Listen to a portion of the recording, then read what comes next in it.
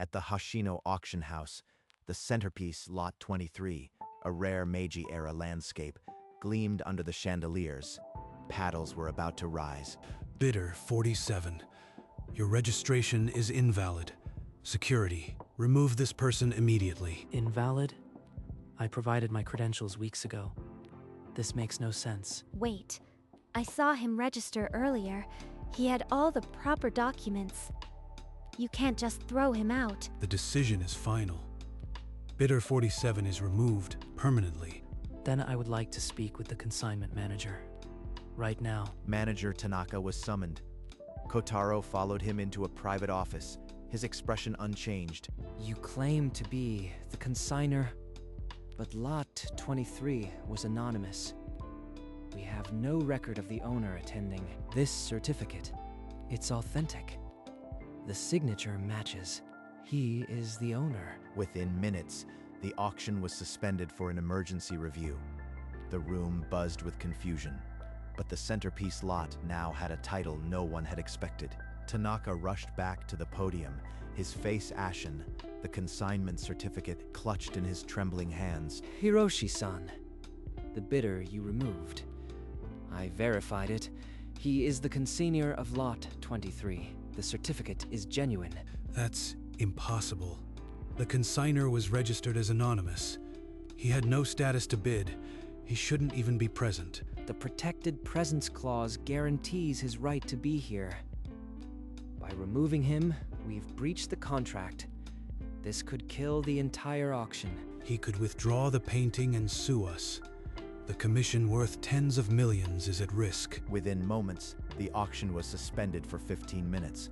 Hoshino's senior executives gathered in a huddle, their faces grim. Through the glass, Kotaro observed the commotion, his expression unchanged. He had expected this. They're counting the cost now, but they haven't even considered what comes next.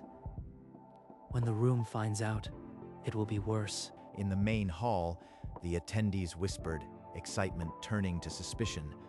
Aya tried to catch a glimpse of the office, her unease growing. The clock was ticking. The auction house had to choose, admit a gross error, or try to silence a silent owner. The senior executives reached a quiet verdict. Invite the consignor to speak. They had no choice but to let him address the room. Ladies and gentlemen, I am the anonymous consignor of Lot 23, the Meiji landscape painting. He was the one who brought this treasure here, and they tried to bar him. Hoshino violated my protected presence clause. I reserve the right to withdraw the painting completely. He dares to humiliate me in front of everyone. This is not over. Kotaro-san, the board requests a private conversation before any final decision. Please, we need to talk. I will hear what you have to say, but the violation cannot be undone. The hall fell silent. The real battle had moved from the podium to the boardroom. He's not backing down. The auction house is terrified of him. I've never seen anything like this. Kotaro's ultimatum turned the gala into a standoff.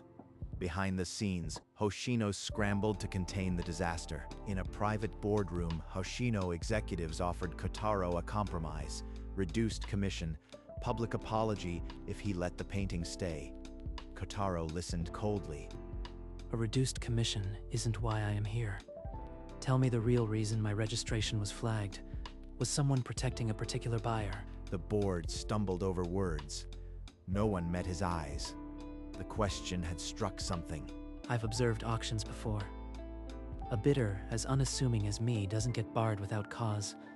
Was it someone you wanted to favor? The room's silence was its answer. The executives had no clean explanation. The meeting dissolved without resolution. Kotaro walked out, leaving the board far more frightened than before. In the foyer, Aya caught up with him. Kotaro-san, I wanted to thank you. What they did was wrong. I am Aya, an art researcher. I recognized that painting's value the moment it was unveiled. You stood up for me when no one else did. That means more than you know. The auction house still reeled, but now Kotaro had a new ally, one who understood the painting's deeper worth. Kotaro-san, if something underhanded is happening, We should check Hiroshi's recent auction records. I have access to an art research database. Within hours, they were in a private library archive, pulling up sales histories for all of Hiroshi's presided auctions. The pattern emerged quickly: multiple lots with suppressed bidding, always connected to a collector named Sato. Hiroshi had been blacklisting known bidders, ensuring Sato's acquisitions at below-market prices and taking a cut. Kotaro didn't wait. He went straight to Hiroshi's office. You barred me to protect Sato. I have proof of your bid suppression and kickbacks. How long has this been going on? You have nothing but speculation. Even if you did, who would believe a disgruntled consigner over a veteran auctioneer? Leave now, or I'll ensure you never set foot in this industry again, and stay away from Aya, or you'll both regret it. Kotaro-san, the Meiji landscape was painted by an artist from your uncle's town who believed art belongs to the public. It deserves a museum, not a private vault. A museum. That path might honor my uncle's memory more than any auction ever could. But the decision can wait. First, I deal with Hiroshi. Word reached the Hoshino board by evening.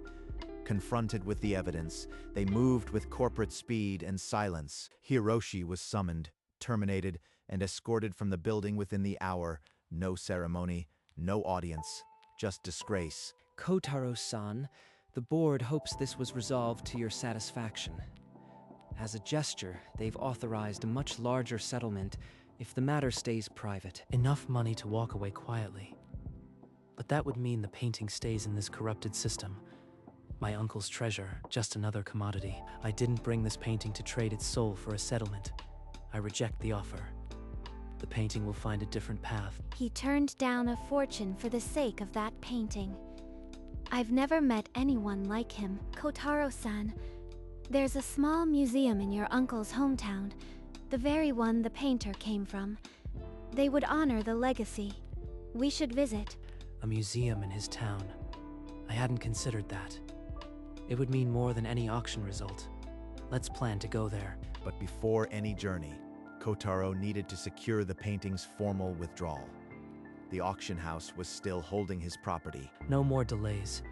Tomorrow, I'll reclaim the painting and set things in motion. The next morning, Kotaro returned to Hoshino and enforced his withdrawal. The painting was released into his custody, its future no longer theirs. By afternoon, Kotaro and Aya arrived at a quiet town. The regional museum stood among cherry blossoms, modest and timeless. Inside, the museum director, an elderly scholar, studied the landscape with tearful eyes. He knew its painter, its story, its rightful home. We want to donate it, with the condition it hangs here, prominently, in memory of my uncle. It deserves to be seen by everyone who walks through these doors, not locked away in a private collection. The director accepted with quiet reverence. For now, the donation was agreed in principle. No papers signed, but a promise sealed. Run this story. Kotaro forged the consignment. The painting rightfully belongs to Sato. I can supply proof. Hoshino will pay for firing me. Within hours, a sensational article flooded social media. Anonymous sources accused Kotaro of theft, and the hashtag number auction scandal trended. They're using the same dirty playbook. I need to prove my ownership, publicly and completely. The donation hung in the balance. Kotaro would have to fight the false narrative before he could gift the painting that now meant everything. By the next morning, Kotaro had assembled his uncle's will, the consignment certificate, and Hoshino's own breach letter. Aya arranged a live press conference.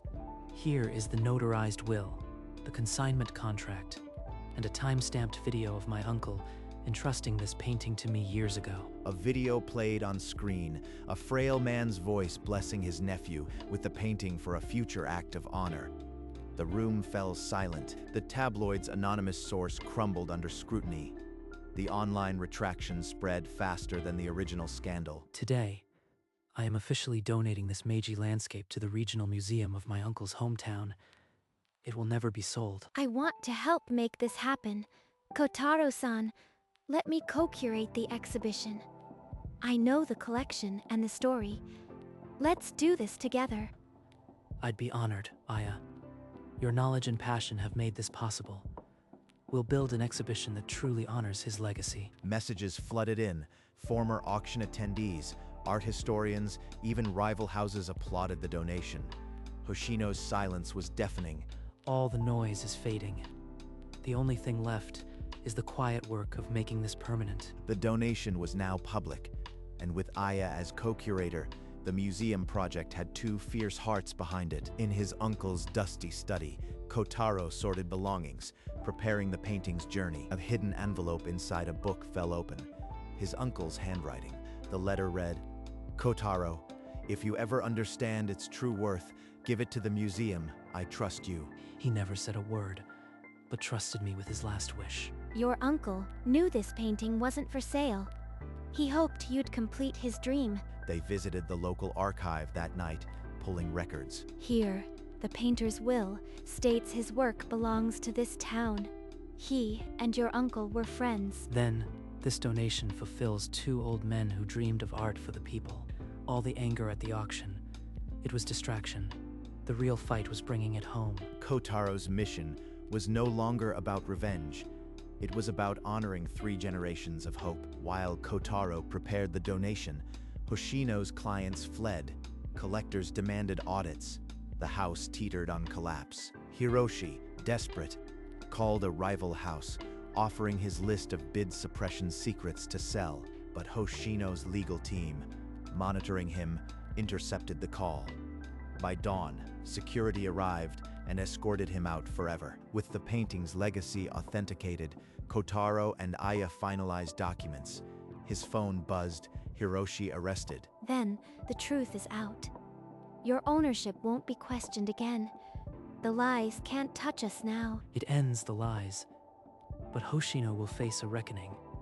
The question is, how far do we take it? Later, a lawyer offered to sue Hoshino for damages. Kotaro listened but did not reach for a pen. The case is winnable, but a court battle would drag for months. The museum opening would stall. The painting's true value is in being seen, not in lawsuits. He left the office unsigned. The path of peace, not revenge, was already chosen in his heart. Outside the lawyer's office, Aya waited. She saw his expression and understood immediately. I am not going to sue. The lawsuit would delay the museum and devour months. The painting deserves better. I was hoping you'd say that. Not because I don't want justice, but because I know your heart is with the museum. Whatever you choose, I am with you. They walked through the park, the autumn leaves a quiet canopy, the weight of the past finally lifting. For the first time since the auction, I am not fighting. I am building. The museum director called. He's prepared a special gallery. He even has a tentative opening date. It's really happening. Then, let's make it unforgettable.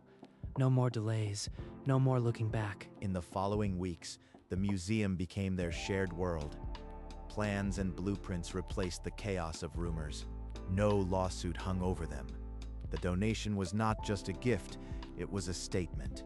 And the town began to notice. This is the real victory. Not money, not revenge. A place where his memory lives. Aya's phone buzzed with a formal offer from Tokyo National Museum, a dream curatorial position she'd applied for months ago. If I accept, I leave this project and Kotaro. But this is the career I've always wanted. Kotaro noticed her distant gaze. The exhibition plans lay untouched. Aya, you've been quiet. Something's wrong. Tell me. I got an offer from Tokyo National Museum. It's the dream position I'd given up on, but leaving now feels impossible. Then you should go. Your career is too important. The painting will be fine here. Do you really mean that? Or are you just hiding what you feel? I mean it. I want your happiness. Do what's right for you. He's telling me to go, but his voice falters. What do I truly want? Neither spoke of it again that day, but the silence between them weighed heavier than any words. The next morning, Aya found Kotaro in the gallery, alone before the covered painting. I turned down Tokyo. This project, what we're building together, it means more to me than any title in the city. Aya, You shouldn't sacrifice your career for this. The museum will still be here when you return. It's not a sacrifice. I want to be here, and the truth is, I've fallen in love with you, Kotaro. She loves me. All this time I was holding back, but I feel the same. And I love you too. I didn't say it before because I didn't want to hold you back. They stood quietly, the unspoken finally spoken. In that moment, the gallery felt like a sanctuary. That same week, Hiroshi's desperate defamation suit hit a wall. The court ruled it groundless. No evidence, no credibility. His last ploy evaporated, leaving him utterly forgotten. The threat was gone. All that remained was the painting, their promise, and a quiet future they could finally believe in. Spring arrived, and the museum opening drew near. Kotaro and Aya supervised the final installation of the Meiji landscape. A little to the left. Perfect. That's exactly where my uncle would have wanted it. The gallery flow is beautiful. Visitors will step in and see it, surrounded by natural light. It feels like a chapel. When the director handed Aya her official assistant curator badge, she pinned it on with trembling hands. This is my home now. I am not leaving. The museum's youngest assistant curator. I'll make it my life's work. She's chosen this path. Her ambition and heart are here. I can see our future together, but not yet. Meanwhile, in a distant city, Hiroshi swept the floor of a convenience store. No one recognized him. The auction world is gone. This is all I have now, but at least I am invisible. The museum stood ready. Plaques printed, lighting calibrated, invitations sent. Only the doors remained closed. Tomorrow, the world would see what 2 hearts and a promise could build. The doors opened to a flood of visitors. Local families, art critics, and former auction attendees mingled under the chandeliers. Welcome. This painting belongs to everyone now. Please enjoy the story behind it. I am Aya, the assistant curator. If you have any questions about the Meiji landscape, I am happy to share. Her badge gleamed under the lights. A journalist whispered to a colleague, "She's the museum's brightest new star." She was born for this. And I am grateful to stand beside her tonight. Guests leaned in to read the plaque, donated in memory of Kenji Tado, who believed art belongs to the world. Some wiped their eyes. This is what we fought for. It's real now. All the pain led here. Local news cameras captured the headline. From auction scandal to museum treasure, the story of integrity had won. My uncle would have loved this. Thank you, Aya. You made it all happen. As the evening waned, they stood side by side, the painting glowing behind them, a legacy sealed. The museum fell silent, the last guest long departed. Kotaro took Aya's hand and led her back to the gallery. Aya, from the moment you stood up for me, my life changed. You believed in this painting and in me when no one else did. Why now? His voice is trembling, yet so certain. Something important is about to happen. He knelt before her, the painting a silent witness. A velvet box appeared in his shaking hand. Aya, I want to build a future with you, here, in this town, in this museum. Will you marry me? Yes. Yes, Kotaro. 1,000 times, yes. She pulled him up into a tight embrace, the ring already on her finger, their laughter echoing in the empty space. She said yes, Uncle. You would have loved her. This moment is yours, too. Outside, the museum garden lay under a blanket of stars. Cherry blossom petals drifted past the windows. The painting, the promise, and now an engagement. Their new life had quietly begun. 2 springs came and went. The Meiji painting remained a beloved fixture, its story told daily by the museum's growing staff. Today, the garden hosted a small ceremony.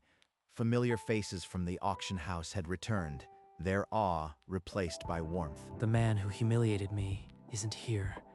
I almost forgot his name. Today, only joy remains. Aya appeared in a simple white dress, her father beside her. The museum director prepared his officiant notes. Aya, you defended a stranger. You believed in a painting and a man no one else saw. Today, I pledge my life to your light. Kotaro, your integrity turned a scandal into a sanctuary. I promise to be your partner in every exhibit, every quiet evening, every dream that follows. As they exchanged rings, a gentle breeze scattered petals over the small crowd. Not a single person reached for a phone. The reception was simple. Champagne, a short speech by the director, and then music under the trees. Kotaro and Aya danced, her veil trailing like a watercolor stroke. The painting still hung nearby, watching over them. A decade of isolation, a moment of humiliation, a hidden letter. All had led to this garden, these vows, this quiet, improbable joy. The next morning, a small crowd gathered inside the museum. The director stood by a covered plaque near the painting. He unveiled the bronze, donated in love, in memory of Kenji Todo, whose dream became our shared story. Kotaro, when you were barred at that auction, you didn't retreat. You demanded truth. That truth built this museum's heart. You gave a priceless piece of history to the people. You gave me a purpose. This plaque is the smallest way to say thank you. She turned a scandal into a sanctuary. I am just a man who kept a promise. After the ceremony, Kotaro led Aya into the garden. Cherry blossoms fell like confetti, even without a breeze. This is the dance we didn't have time for yesterday. Just us. No cameras, no guests, just the painting watching through the window. They swayed in silence. The auction, the lies, Hiroshi, all ghosts now, powerless against this moment. The new plaque gleamed beside the landscape, a permanent chapter in a story that had begun with a single defiant paddle. The museum was closed to the public. Only the soft hum of security lights kept them company as they walked toward the gallery. Let's spend a moment alone with it. The real celebration is here, just us. Every time we come back, I still see your uncle's dream in those brushstrokes.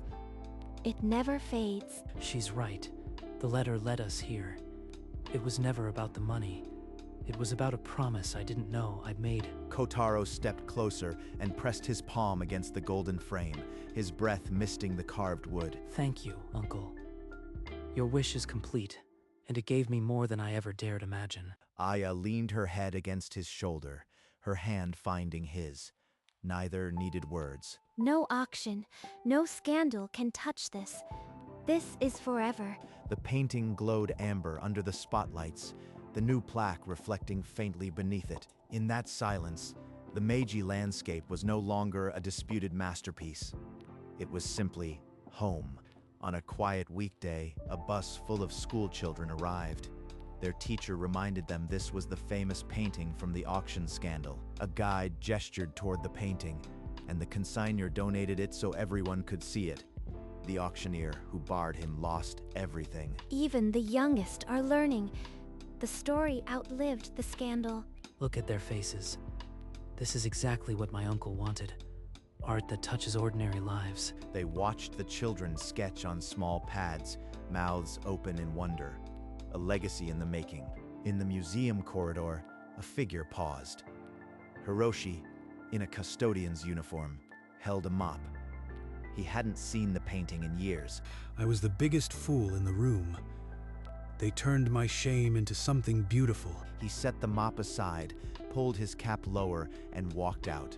The children laughed behind him. The painting hung on, indifferent to the past. Every brushstroke seemed to whisper that art belongs to those who honor it. Kotaro and Aya remained on the balcony, hands intertwined.